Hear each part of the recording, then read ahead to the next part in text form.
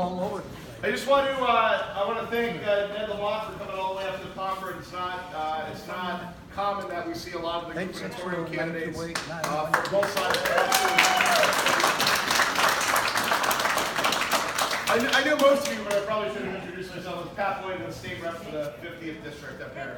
Pomfret resident here. So I want to thank you for coming on up. I think it's really important that outside of the forums that we have, where there's 30 seconds to tell your whole life story, then you move on to the next one. It's really hard to have conversations of substance with any candidate.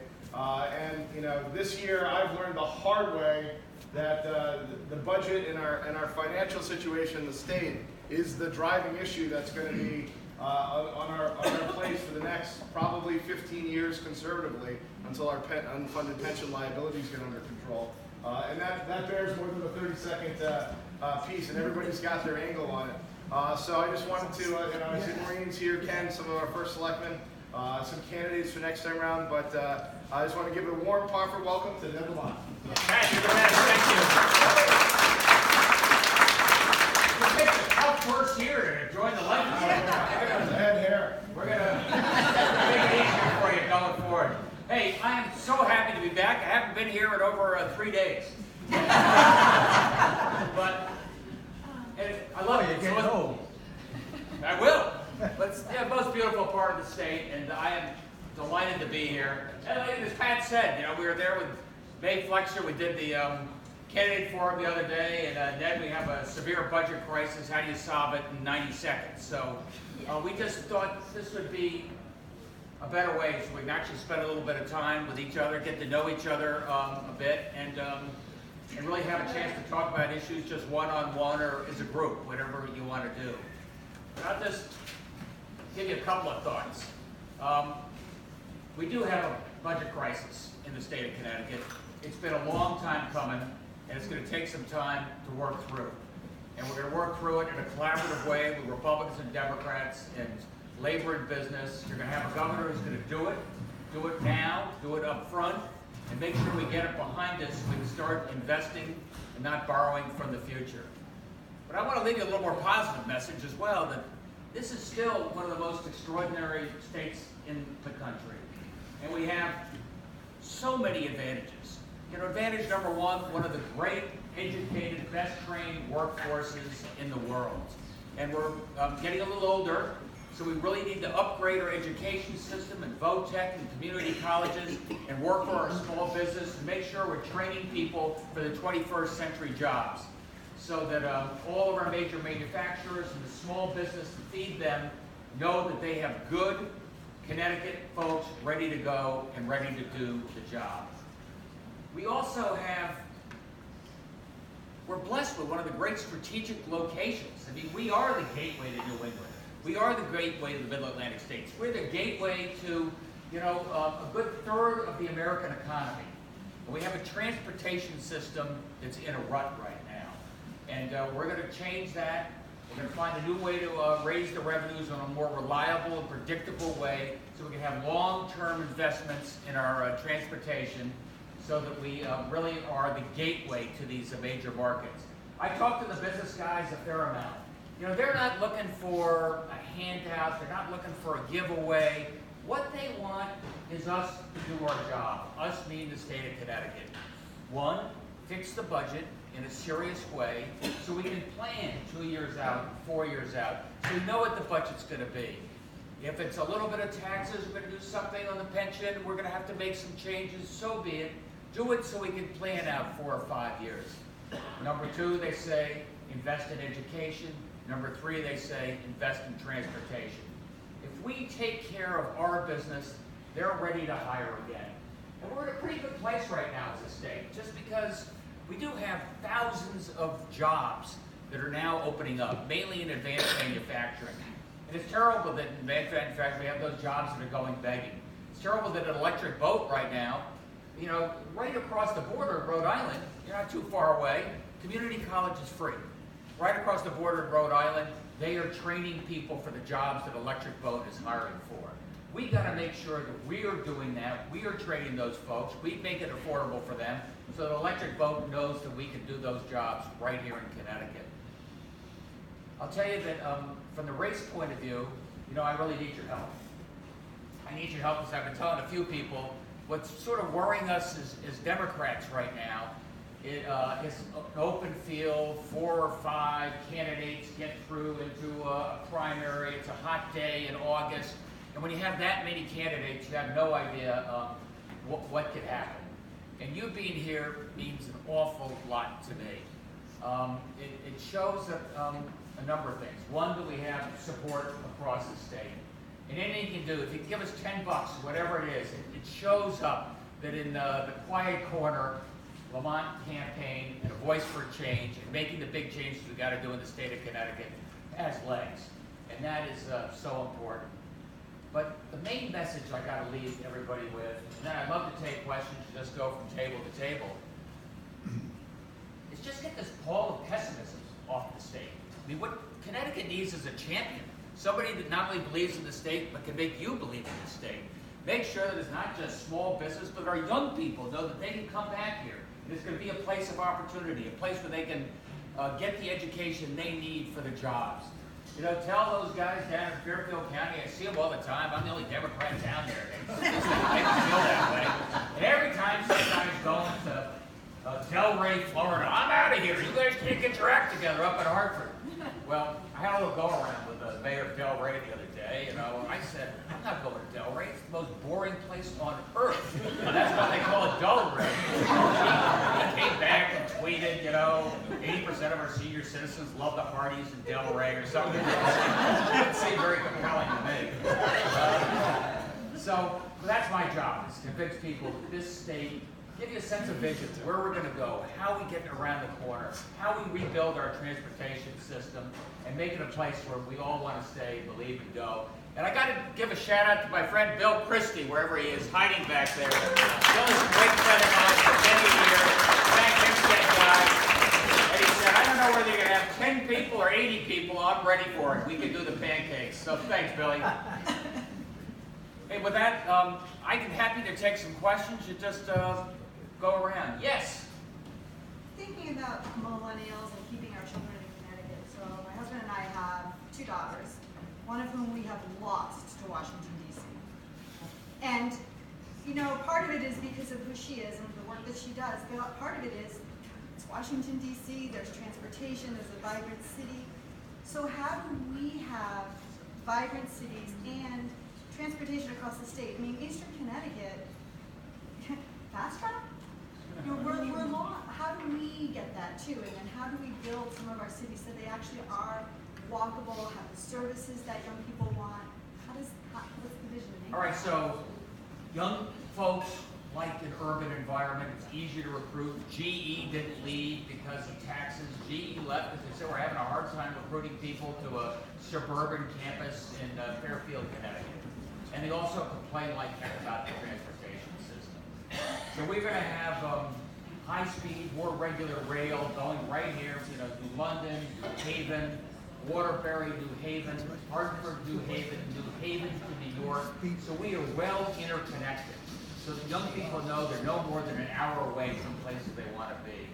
We're going to have transit-oriented development near those stations, so that young people know that there's a place that they can be, they have easy access.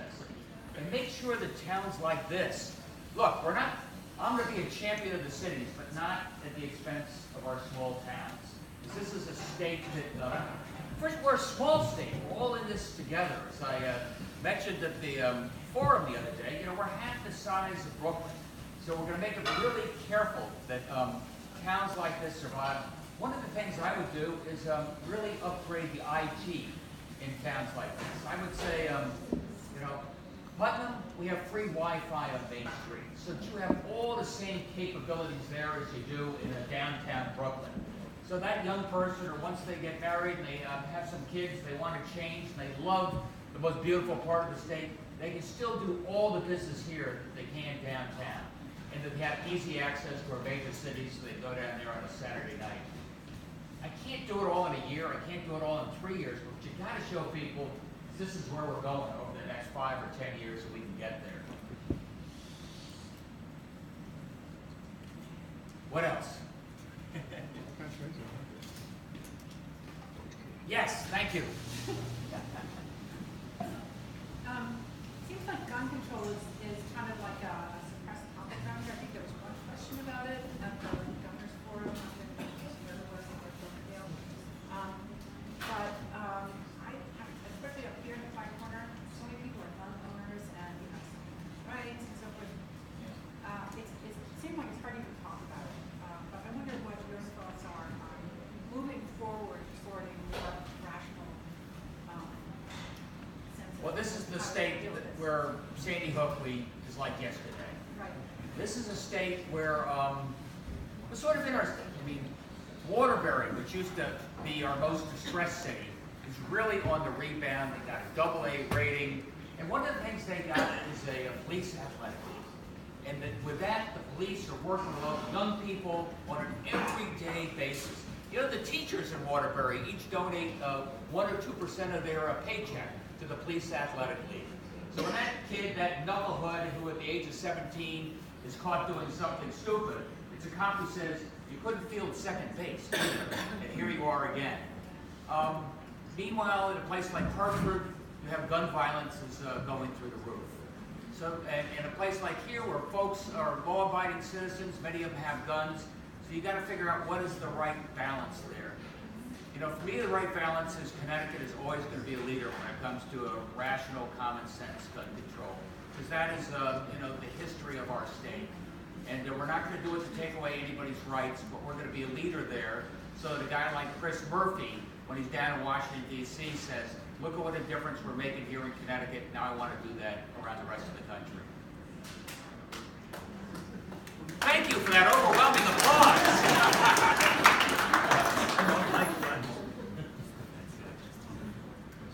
And then, Yes, Terry. I don't think they asked a question like the environmental. One of the things, we had a power plant coming in, a new one coming. We already have a big one in Pillow, and they wanted to bring another one in. The problem is the market for producing electricity is not very strong right now. It's one of the reasons why it kind of fell through. But I'm a big supporter of sustainable energy, solar. And how do you see Connecticut going in that direction? All right, so I'm a strong progressive. And that means we do big things, but maybe you do big things over a period of time. So we are going to be a zero emission state. I don't know whether that takes 10 years or 20 years. I'll talk to the folks, but you got to give people a demarc where we want to be. This is, like I said, the most beautiful state in the country, and our environmental policies are so important to keeping the beauty of what we want to do. But you also got to remember, you got to talk to people about the environment also in a different way. You know, when I go to one of the cities, when I talk to those kids who aren't working, when I talk to folks who don't think they have all the advantages, you know, when you talk about greenhouse gases and global warming, you know, the eyes fade out a little bit. And what you talk about is, for example, I was on the board of the largest residential energy efficiency company in the country. I was really proud of that. We sent thousands of people rebuilding 1950 houses where the heat leaks out, the high price of electricity is killing them, and it really drives up the cost of power in a place like that. So you also talk about global warming in the environment to those people in a way that means jobs, it means lower electricity prices, and opportunity there. And I wish we had some more of the young people here, because they don't need to be reminded about global warming. They don't need to be reminded about what that means to our future, what that means to national security, what that means to our health. But a lot of, you know, the rest of us do every day, those that are, you know, just fighting to get by. So to talk about the environment in a way that also means jobs and lower electricity prices is another good way to keep support for what we got to do, Terry. Thank you. You again. Well, I was a school teacher, it's my job to ask questions. You just said you wish some more young people were here. And for me, that's something that I really want to work hard on in the 2nd Congressional District, in my senatorial district. How do we, in my town, how do we engage more of our younger voters? What are your thoughts? How are you going to get them engaged in your campaign? So I teach up at Central Connecticut State, or over at Central Connecticut State. And one of the things I love about CCSU is it's our college where the young people are most likely to stay in the state of Connecticut. And many of them are the first generation of going to college. Look, I've done 2 campaigns. One, I took on Joe Lieberman many years ago, and I got to tell you, it's folks like you that were just invaluable, because I was the former selectman of Greenwich. I was not exactly at a central casting to take on the former candidate for vice president, but I thought he was wrong in the war. And we had thousands of young people involved, engaged every day. We had the biggest turnout in the history of Democratic primaries. A lot of them were young people who had not voted before. And then in a general election or a race for governor where you're talking about pension restructuring and changing how you do tax policy, you got to figure out how to keep those young people engaged. I tell them, this is what I tell my kids at Central Connecticut State. I say 70% of the 70-year-olds vote and 30% of the 30-year-olds vote. You want to make sure the cost of tuition at CCSU doesn't double like it's done in the last 10 years. Get out and vote, make your voices heard. And I'm going to work my heart out to make young people, A, believe in the state of Connecticut again, and B, that voting for an election like this makes a difference. And it makes a big difference for them.